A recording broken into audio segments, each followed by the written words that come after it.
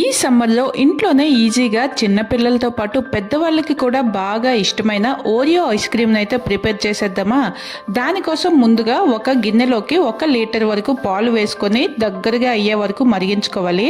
పాలు మరిగేటప్పుడు దాంట్లో ఒక 2 స్పూన్ల కార్న్ఫ్లోర్ని మిక్స్ చేసుకొని కంటిన్యూస్గా కలుపుతూ బాయిల్ చేసుకోవాలి. ఇప్పుడు టేస్ట్కి సరిపడా షుగర్ని కూడా వేసి మంచిగా మిక్స్ చేసుకొని ఇది కొంచెం థిక్నెస్ అది కొంచెం దగ్గరగా కన్సిస్టెన్సీ వచ్చిన తర్వాత స్టవ్ ఆఫ్ చేసి చల్లగా అయ్యే వరకు పక్కన పెట్టుకోవాలి.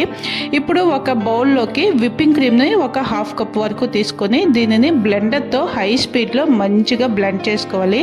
ఈ విప్పింగ్ క్రీమ్ వేయడం వల్ల మన క్రీమ్ అనేది అంటే ఇంట్లో ప్రిపేర్ చేసినట్టు కాకుండా మంచి క్రీమీ టెక్స్చర్తో సాఫ్ట్గా తినేటప్పుడు మనకి ఆ రియల్ ఐస్ క్రీమ్ లాగా అనిపిస్తుంది అనమాట. మనకి ఇంట్లో చేసిన ఐస్ క్రీమ్ అంటే ఎవరు నమ్మలేరు, అంత బాగా వస్తుంది. సో అందుకే నేను ఇక్కడ క్రీమ్ని అయితే యూస్ చేస్తున్నాను. చూసారు కదా, క్రీమ్ అయితే రెడీ అయిన తర్వాత దాన్ని వేరేగా ఒక బౌల్లోకి తీసుకొని ఇప్పుడు మనం బాయిల్ చేసుకుని ఒకసారి హై స్పీడ్లో ఒక 1 మినిట్ వరకు మంచిగా బ్లెండ్ చేసుకోవాలి.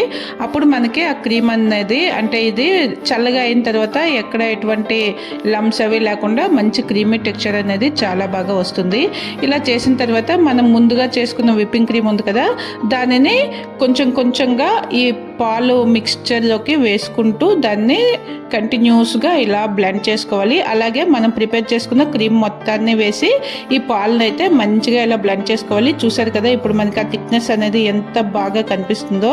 ఇలా చేసి పక్కన పెట్టుకోవాలి. ఇప్పుడు మనం దీంట్లోకి ఓరియో ఐస్ క్రీమ్ని అయితే ప్రిపేర్ చేస్తున్నాం కదా, ఇక్కడ 2 ప్యాకెట్స్ ఓరియో బిస్కెట్స్ని అయితే తీసుకొని ఇలా జిప్ లాక్ కవర్లోకి అయితే వేసి వాటిని లైట్గా క్రష్ చేసుకోవాలి. ఇలా క్రష్ చేసుకున్న బిస్కెట్స్ని బౌల్లోకి తీసుకోవాలి. తర్వాత మనం ఫ్రీజర్లో పెట్టుకోవడానికి ఏ కంటైనర్లోకి అయితే ఈ ఐస్ క్రీమ్ చేసుకోవాలనుకుంటామో అందులోకి ఒక 1/2 వరకు మిల్క్ వేసుకున్న తర్వాత ఈ క్రష్ చేసుకున్న ఓరియో బిస్కెట్స్ని కూడా వేసి జస్ట్ ఒకసారి అలా మిక్స్ చేసుకొని ఇలా మిగిలిన పాలను కూడా వేసుకొని తర్వాత ఈ క్రష్ చేసుకున్న ఓరియో బిస్కెట్స్ మొత్తాన్ని కూడా అలా వేసేసి మంచిగా ఒకసారి మిక్స్ చేసేసి దీన్ని మూత పెట్టేసి ఫ్రీజర్లో 6 to 8 అవర్స్ వరకు పెట్టుకున్నామంటే మనకి ఐస్ క్రీమ్ అనేది రెడీ అయిపోతుంది.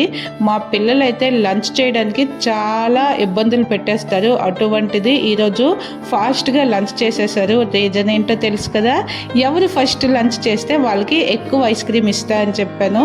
అందరూ అయితే లంచ్ చేసేసి రెడీగా ఉన్నారు. మరి మన ఐస్ క్రీమ్ కూడా రెడీ అయిపోయింది. ఇప్పుడు పిల్లలందరికీ ఇచ్చేద్దామా. నిజంగా ఐస్ క్రీమ్ టేస్ట్ అయితే చాలా బాగా వచ్చింది. ఇది ఇంత సింపుల్గా తయారైపోతుందని నేను కూడా అనుకోలేదు. మీరు కూడా తప్పకుండా ట్రై చేసి ఎలా వచ్చిందో కామెంట్ చేయండి. అలాగే వీడియోని లైక్ చేసి మన ఛానల్ని వెంటనే సబ్స్క్రైబ్ చేసుకోండి.